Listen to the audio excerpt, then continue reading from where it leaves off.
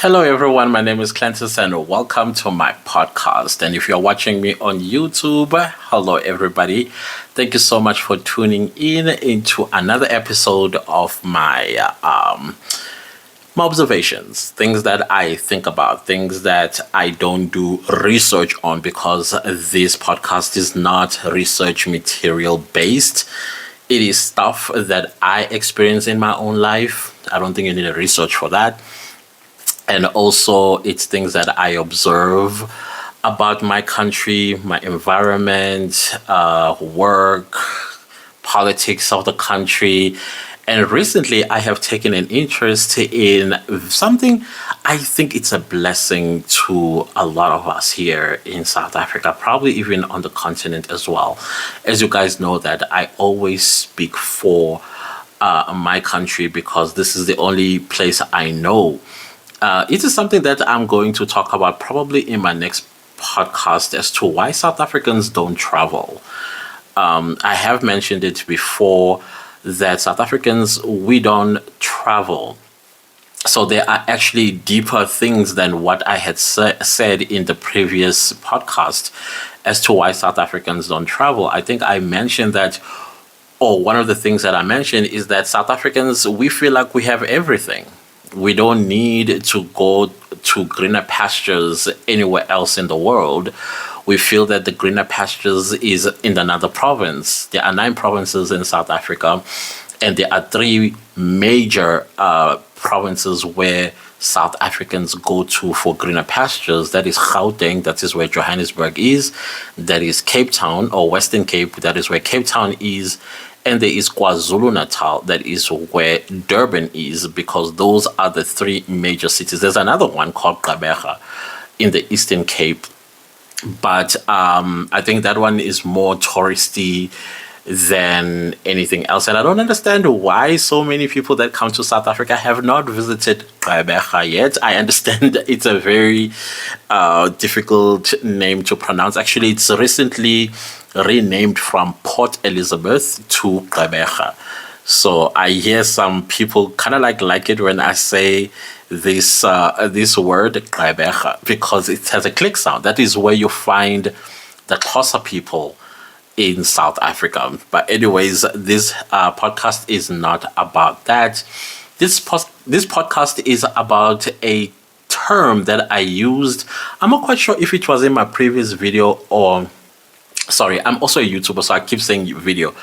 I think it was 2 podcast episodes away where I mentioned the term black tax, and I said I was going to talk about what is black tax and how it has affected our lives here in South Africa. So, of course, South Africa is a constitutional democracy.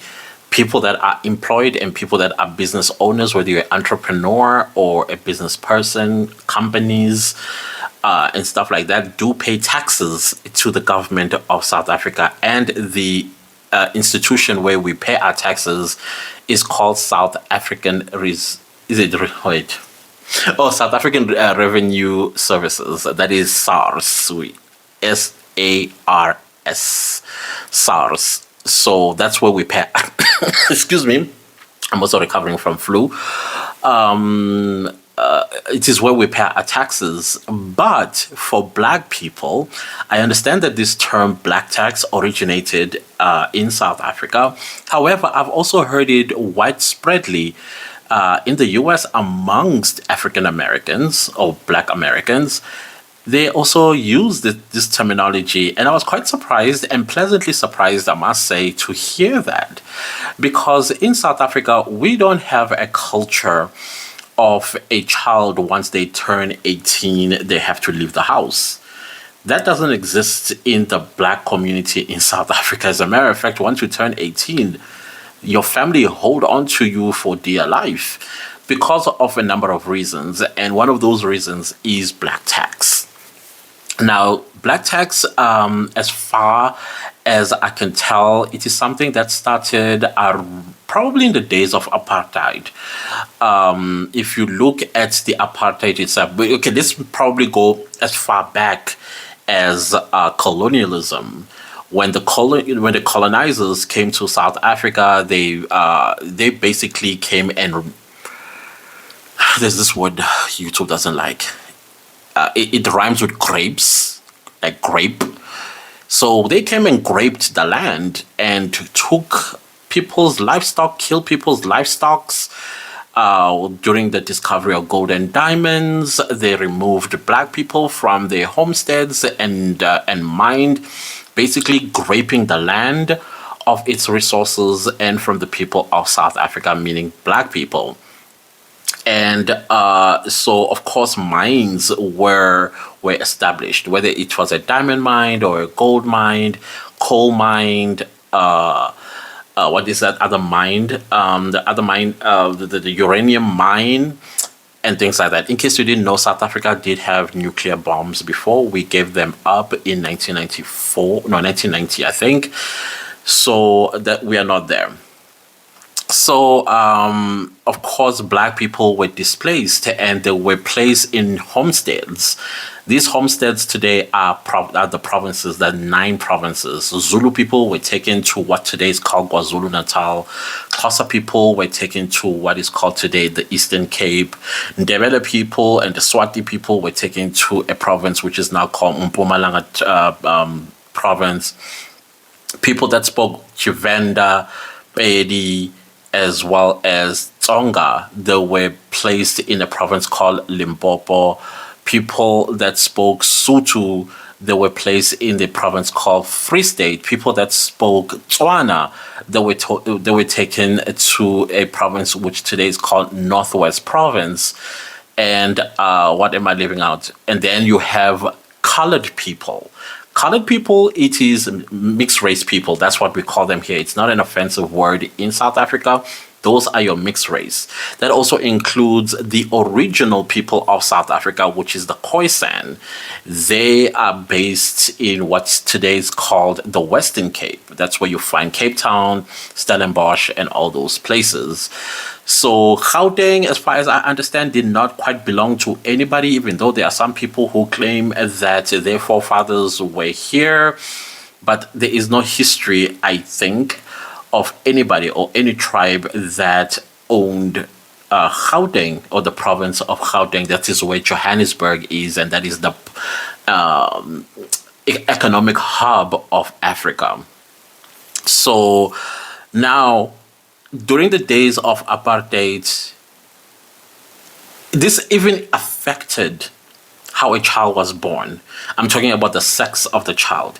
If the child was a girl, it was not much of a celebration for a number of reasons. One of the reasons is cultural, the other one is economic.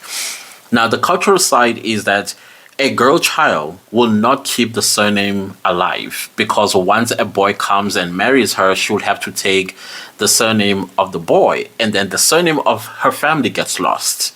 However, if a boy child is born, there's a huge celebration for that, because he will keep the surname alive for generations to come, as long as he himself bears boy children. Girls are good for lobola, but of course, lobola, there is another stuff that we're going to talk about at a later stage. What is lobola? But it is like dowry. But I'll get into that some other time.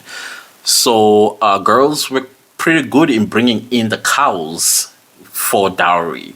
The boys were good in keeping the surname alive. And so there'll be more celebration of a boy child being born over a girl child being born. Even though a girl child, there's nothing they could do about it, because they would still benefit from the girl child at the later stage, like I said, with the dowry. Now, with the boy child coming into the apartheid system, is that with all the mines and the gold rush that was happening in South Africa in the 1800s into the 20th century, even probably right now, it's still quite, it's not there anymore, but there are some remnants of this even in 2023. Now, a boy child, once a boy child comes of age, and by coming of age, I mean from the age of like 14, 15-ish or so, their parents would pack him a suitcase and go to where the taxis are that are headed to Johannesburg or to Mpumalanga. They will say, okay, you are going to Johannesburg, usually just Johannesburg. You are going to Johannesburg to find a job. You are the one who's now responsible for the family. You are going to find a job in the mines, and then you are going to earn money, and you're going to send us money for us to survive at home. And so the boy will hop onto the taxi or train or lift, as we call it, to Johannesburg. In most cases, the boy would have found a job through an uncle or through their own father or through an older brother or a neighbor or somebody that the family knows that is a miner in Johannesburg. But in other cases, you would have to go yourself to go find a job. If you did not go find a job in the mines, you went to the white people's suburbs where you became a garden boy. A garden boy basically is the person that takes care of your garden. Make sure your flowers are blooming properly. Your grass is always green, even in winter. You clean the pool. You basically beautify the yard of the white person that has hired you, and therefore they used to be called garden boys. Girls used to become domestic workers, meaning maids. To this very day, South Africans call people that help you in your home domestic workers, even though we are fading out that terminology. Instead, I think they're calling them helpers. I think we're calling them helpers today rather than domestic workers. So a woman would, but usually the woman would go to become a domestic worker when she's has given birth back home, like has children and left the children with her mother or parents, and then she hops on a taxi and goes to these major cities or these major suburbs to work for a white family and become domestic workers. And usually, in most cases, these suburbs, even if you come to South Africa to this very day, you'll find that there's a main house, and at the back of the house, there's this thing called a cottage. The cottage, that is where the domestic worker lived, basically lived at work. Even though they were not allowed to eat from the same plate as their white employer, because apartheid was alive and well, and they still had that separation. Even though you cook for us, you clean for us, you take care of our child, etc., and so on. But at the end of the day, when she gets paid her salary, part of her salary, just like the boy, would have to go home to take care of the family. So the family survived on the fact that the kids, now when they become of age, they are taken to Johannesburg or to Durban or to Cape Town or Bloemfontein or wherever. They will get jobs at, even in Welkom. I think there were mines there in Welkom. And they will send money. Now, coming back to current South Africa, that culture never died. And the reason why this culture never died is because of the fact that in the black community as a whole, maybe not now, but let's say the majority of black people do not have generational wealth. Generational wealth would have, I believe, would have eliminated black tax. If you look at our white counterparts don't pay what we have to pay. But then what is black tax and how does it assist? So now black tax, like I said, a child goes, finds a job, and then when they earn a salary, they send part of the salary home to take care of their immediate family. But currently, when South Africa came into the democratic dispensation and basically South Africa opened to the world, of course, education was pushed. My mom, a single mother, had 4 children. She pushed education. She didn't care whether it was cold, hot, or it was flooding. You would push yourself through that flood until you got to school. If there's nobody in that school, this has happened literally. If there's nobody in that school, you are going to take the books that you find, read, and come back home when the time of school is over. You're not going to be sitting at home and I don't know, rolling about your bed. But that was also a big thing to all other black families in South Africa after 1994. They pushed education. The government pushed education. They even went as far as telling us that education is key. I think that was the most thing that was drummed in our heads about education being the key. The education will open global doors for you. All you have to do is make sure that you go to school, because South Africa in the next 15, 20 years, if you don't have a degree of any sort, you will not make it. You are not going to find a job. You're not going to be working. And so, of course, things like that encouraged us and even forced us to go to school. Even if the government did not have that campaign, I think my mom would have still pushed her children to go to school. Now, the whole purpose of going to school as well was the fact that once you get a degree and you come from a poverty-stricken environment like myself, I come from, once you get a degree, you'll find a job. And then it is you who is now going to take your family out of poverty and bring them to probably a middle class. And then as you progress and succeed in life, you go up the class. That sort of thing. But at the same time, because you're still coming from a poverty-stricken family, the moment you find a job, you still have to send money back home. Now, the part that really, really gets me today, that makes this whole black tax thing seems so evil, and not because evil on the family part, but evil on the fact that government in South Africa has failed the people of South Africa. Imagine the minimum wage in South Africa is 3,500 Rand. Tell me, on 3,500 Rand, how would you be able to take care of your family? In most cases, people leave their homesteads, whether in the Eastern Cape. From Eastern Cape to Johannesburg, it's about 10 hours drive by bus. From KwaZulu-Natal, depending where in KwaZulu-Natal, to Johannesburg, probably will be another 6 to 10 hours. Now you're leaving your family completely. You're going to Johannesburg because that's where everybody goes to find greener pastures. Even today, to this very day. Now, before I get to 3,500 Rand, what do you call this, minimum wage, let's talk about the black tax causing continuous economic imbalance. This economic imbalance started in the days of apartheid.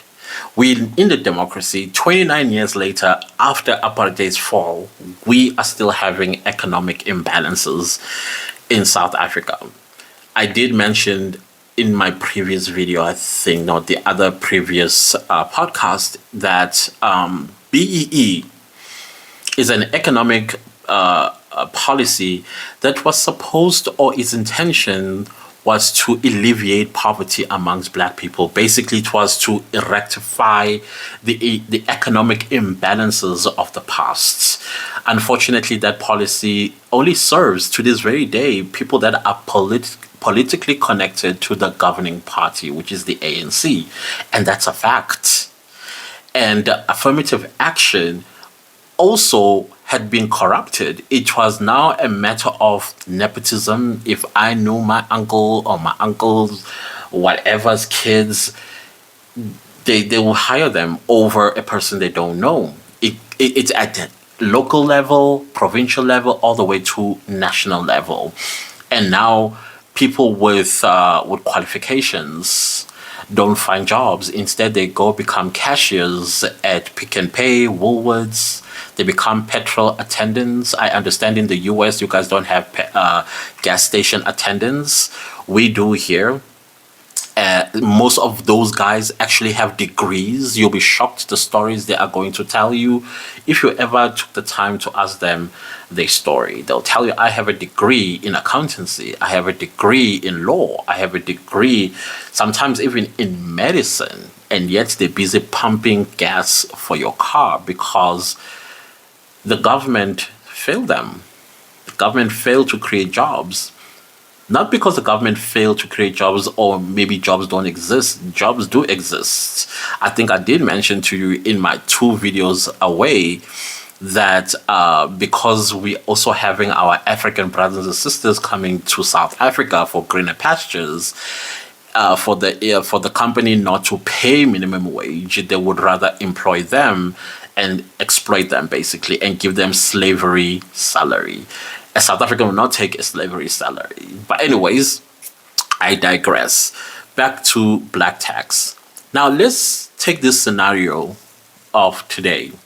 Suppose South Africans were being employed by businesses.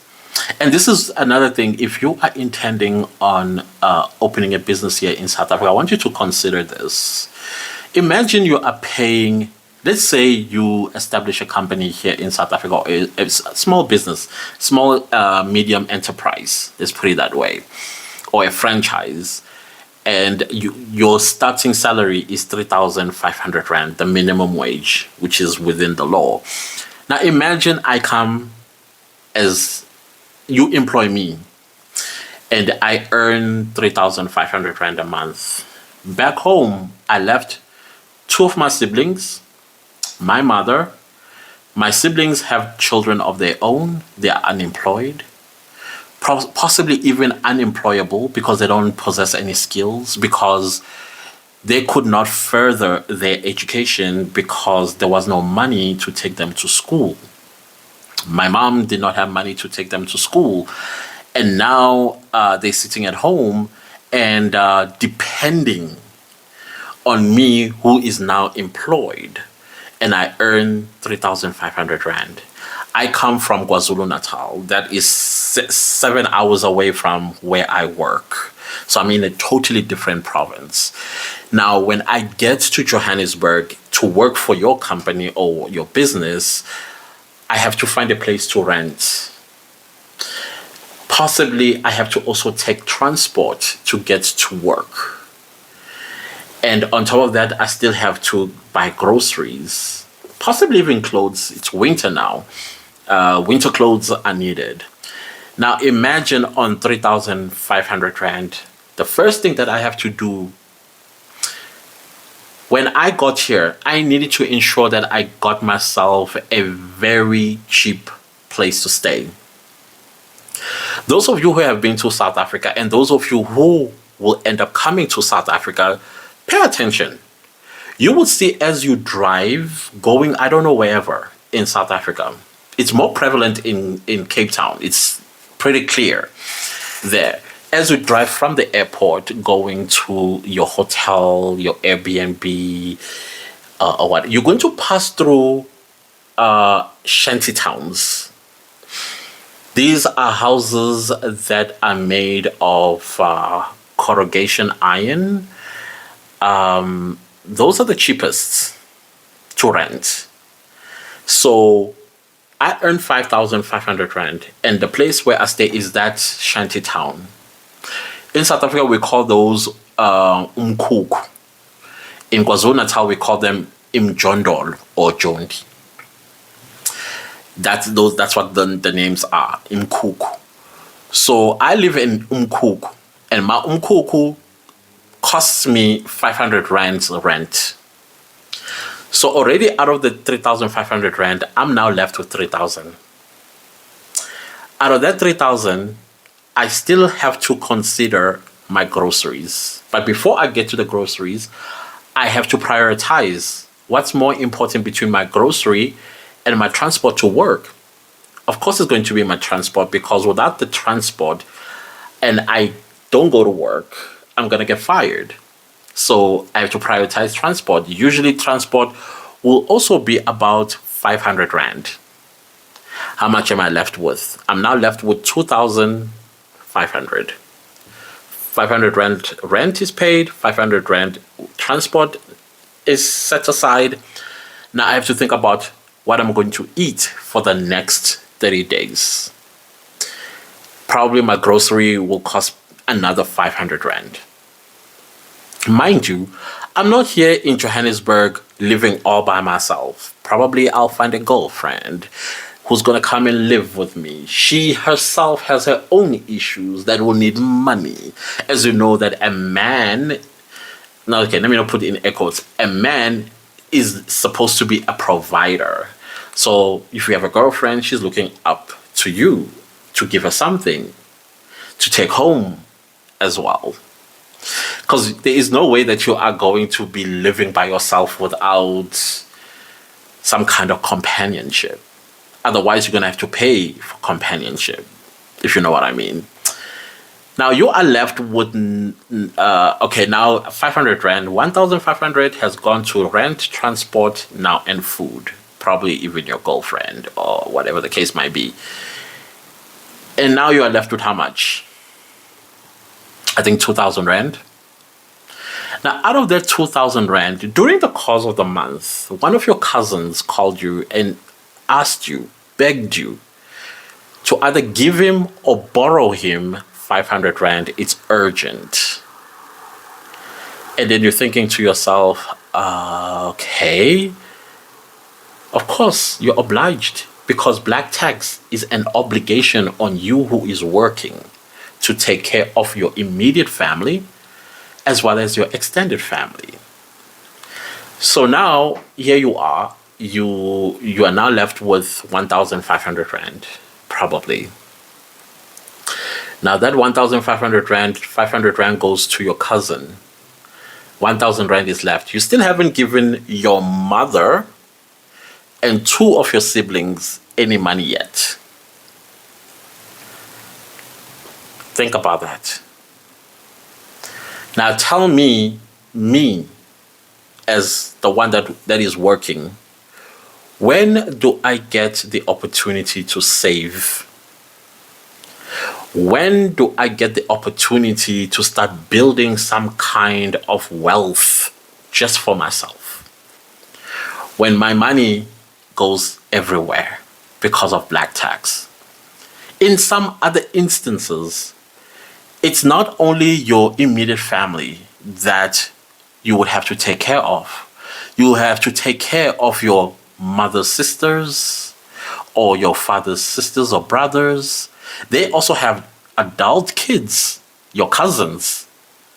They too are unemployed. They have children of their own. That 3,500 rand has to take care of all those people. Take care of yourself and then take care of all those people. Those kids are going to school. It's winter. They need winter clothes. They have to carry food every single day to school. Well, fortunately these days, schools provide lunch. But in the past, a child had to carry a lunchbox. My days, we used to carry lunch boxes. Now, I don't even want to cover sudden medical activities. Somebody gets sick. They need medical attention. I earn 3,500 rand. That is all that my company is willing to pay me. So, black tax, it is a burden on a lot of black people that are working, including those that are professionals. A professional in South Africa, probably their salary is around 65,000 rand a month. Of course, if you're earning 65,000 rand a month, that is a lot of money. It means you can live in a middle-class apartment building. You can drive a nice car, wear nice clothes, eat at Woolworths or Pick and Pay. You can do lots of things. But if you have a large family, starting with your immediate family, and your brothers are not educated, sisters are not educated, and also unemployable because they did not complete school or they could not further their studies and become just like you still have to take care of them. Take care of your mom or your parents. Take care of your brothers and sisters. Then go take care of your extended family out of that 65,000 Rand. And let me tell you something, that 65,000 Rand is nothing in black families. Nothing. It's nice to say, excuse me, I'm so sorry. It is nice to say I earn 65,000 Rand. There's still taxes. The government out of that 65,000 will take its taxes. Probably by the time your net is about, it's 65, probably 52,000. Out of that 52,000, you still have to pay accounts, probably pay your car installments. Your rent probably is like 20,000 Rand or 15,000 Rand. Your groceries probably is 3,000 Rand a month. You still have gas for the month to fill your car.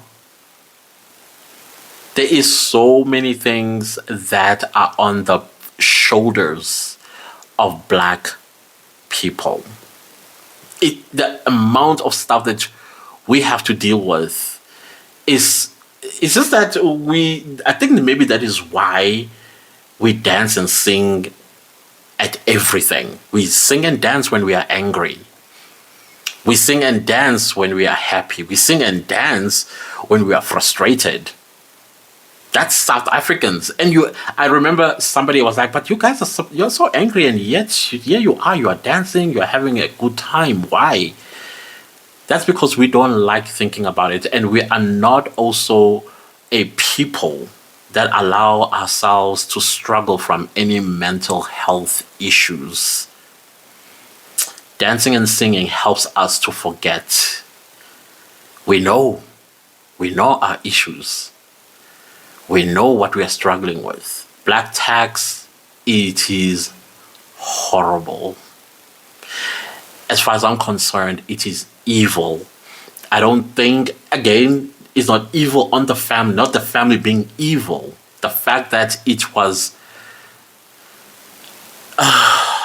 bestowed on us deliberately by systems that made sure that black people amounted to nothing is the evil system I'm talking about. Now, black tax is it's a cycle I don't think will ever end, and I'll tell you why. Currently, there are, how do I put this? 32.9% of people in South Africa are unemployed, most of whom are young people. People just matriculated in 2022. They're sitting at home. The majority of them could not go to university because they can't afford to further their studies, to become whatever it is that they want to do. They have no capital to start businesses. They've got nothing. The little that they get, they still have to consider home. So the more they are unemployable because they possess no skill. You just finish high school, there's no skill. Who's going to employ you without any skill? And if you do escape by some stroke of luck, you still have to come home and take care of your brothers who also finished school and just wondering about. It is sad. It is sad, this whole black tax thing. And the other part that I wanted to say about it being a vicious cycle is that you still bear children. These children, you don't know what the future holds for them. They have to compete with so many things out there. Like I said, in South Africa, a South African will never be considered for a job because they are protected by the law. Instead, a fellow African will be given that job because the employer wants to escape paying 3,500 rand. So it's just a mess. It's a mess that that needs all of us to come together. That is why I am so happy.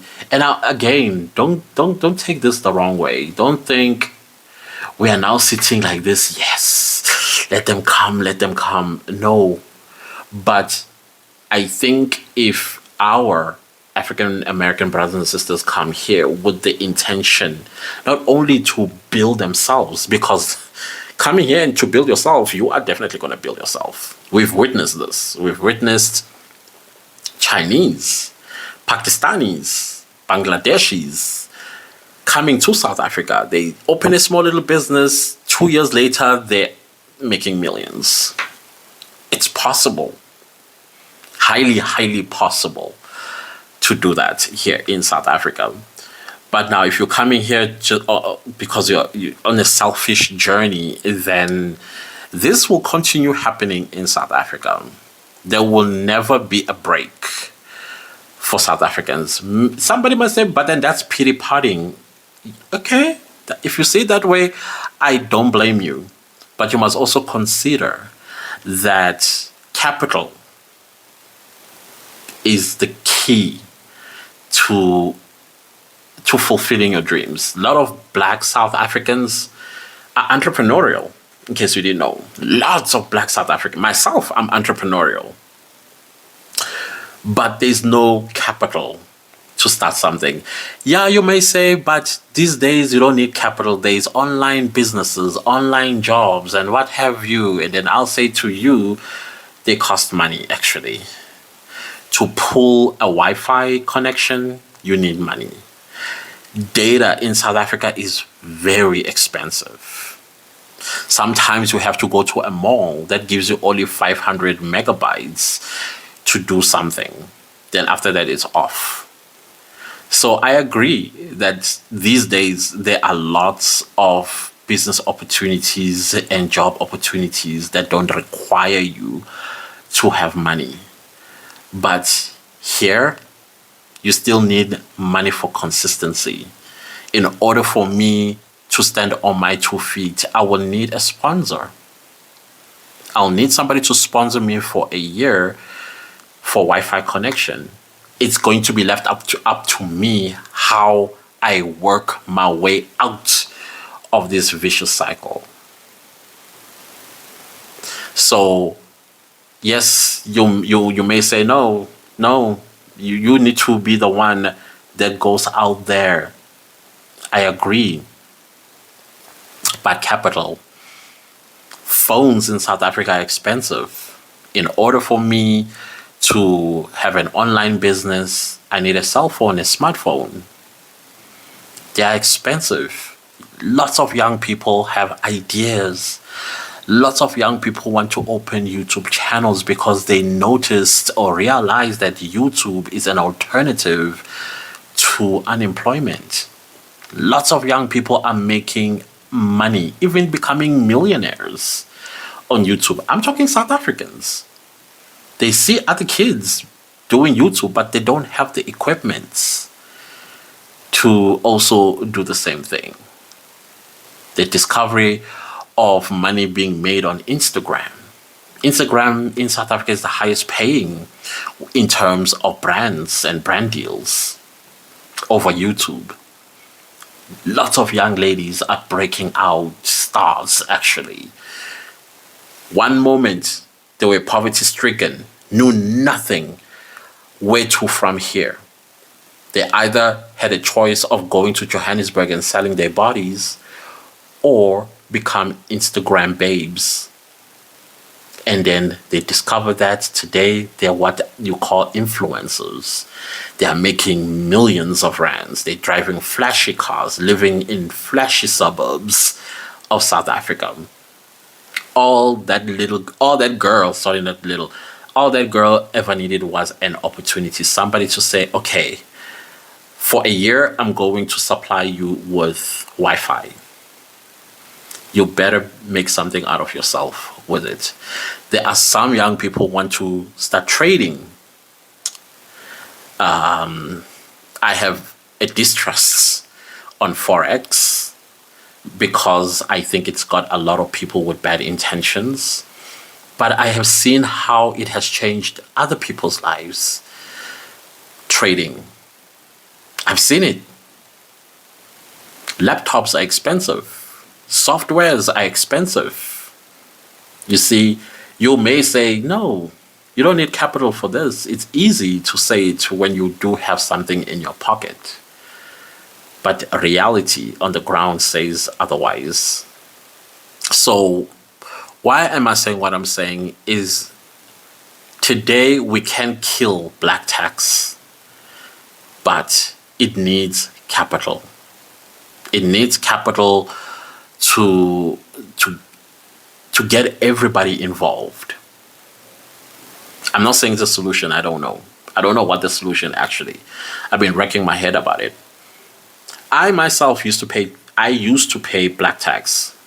I was fortunate, like I said earlier, that I had a mother who was school oriented. All my siblings, there used to be 4 of us, now we are 3.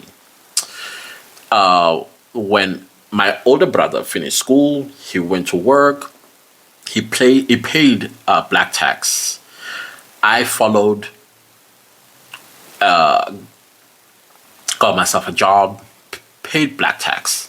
My sister paid black tax, and we were paying black tax to my mom.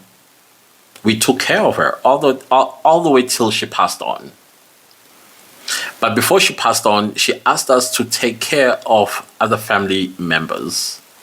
So of course, when your mom is asking you to do that, it becomes an obligation.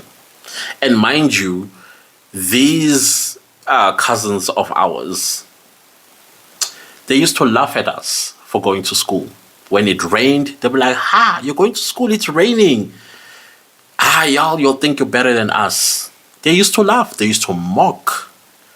Her own sisters used to mock my mom for pushing us to go to school. When we turned 15, they wondered why we were still going to school. When instead, we're supposed to go and find work. Today, her children are unemployable because they dropped out of school. Ever since they dropped out of school, they never found a job. I don't remember any of them waking up every morning to work and coming back in the evening. But instead, what they are doing is they are breeding like they're getting paid for it. So when my mom asked us to take care of them, we took on the obligation. But what that did was it created moochers out of my cousins. They stopped making an effort to look for jobs. They were 100% depending on us. While we were busy paying, they were still breeding. My older brother pulled out, was like, I'm done. My little sister pulled out. She said she was done. I was left alone for more than 8 years, paying for children that I don't know who their fathers are and why their fathers are not contributing. I was paying school fees, you name it, I did it. And still they will fall pregnant. So eventually, I decided in 2022, December 2022, I said, listen, I gathered all of them. Guys, please, I have a question. Where are the fathers of your children? How much are they contributing? Because I'm asking this not because I'm trying to be nasty. Tell me why they got all angry at me. 7 girls. 3 boys angry at me, went and complained.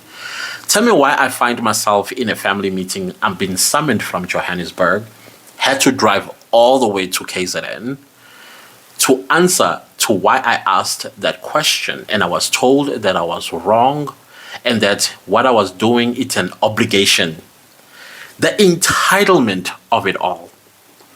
That is what black tax also does. That's the dark side of black tax. It turns abled bodies into people who just sit back, relax, and say, my cousin will take care of us.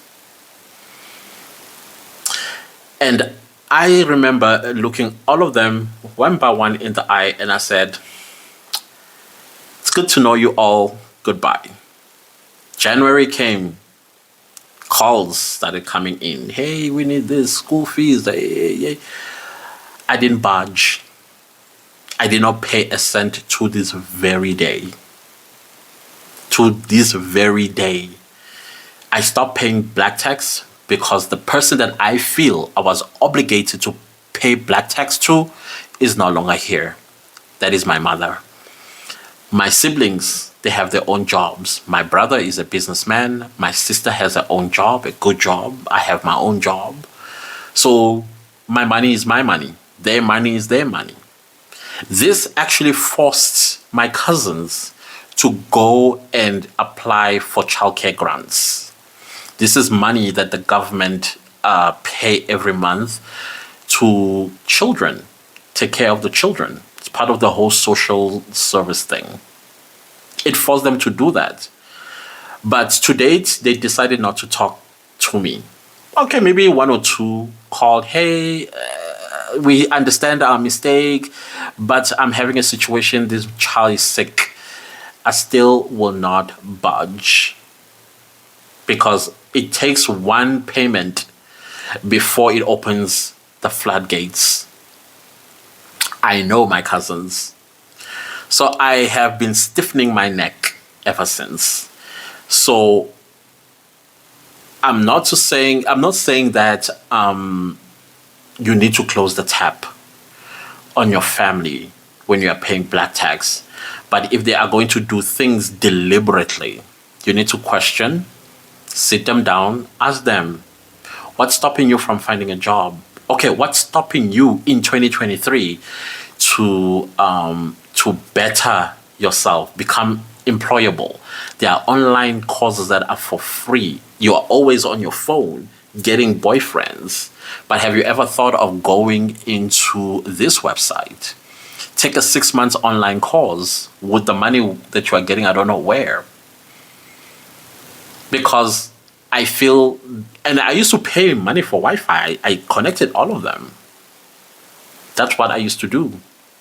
But clearly, the Wi-Fi was not being used for bettering themselves, acquiring a skill of some sort. So I was like, you know what? I'm done here. So that's the dark side of a black tax. So if you ever hear the word black tax, just know that it's an obligation that is bestowed by black people who are working to pay and take care of their families back home, whether inside the family or extended family members. So I hope I explained this, comprehensively. If you have questions around the black tax thing, please do let me know by commenting down below. I do have an email address that is under the about of my YouTube channel. If you go to my YouTube channel, you will see it under the about. You'll see the email address there. I don't have an Instagram page yet. I keep saying I'm going to open one, but I will open one, trust me, where you will be able to communicate with me directly, because I do answer to all your email. I may not respond immediately, probably a day or 2 later, because I do have a 9 to 5 myself, and sometimes I'm quite busy. And I also have another YouTube channel, and it keeps me busy. So be patient with me on that one, I beg. Anyways, it was great having this conversation about black tax. There's so many other stuff about black tax that I did not touch in this video, or in this podcast. Sorry, I keep saying video in this podcast, but of course I'll say video because there are people watching me on YouTube. There is a lot about black tax. If you're a South African and you were listening to this podcast, please do contribute positively about your own experience or anything I may have left out, or maybe you may correct me where I may have gone wrong. Please don't tell me to research, read. No, this is not the podcast for that. There are a bunch of podcasts where they do research material stuff. Here, we don't do that. I speak my mind, I speak my truth, I speak my experience and observations. Other than that, thank you all so much. And if you're on YouTube, please do leave me a like. That is very important with the algorithm to push the video podcast to more people. I highly appreciate you all. Welcome to everybody that have subscribed to my channel on YouTube. I highly appreciate you so very much. And thank you for the engagements. And don't forget to subscribe if you have not subscribed yet.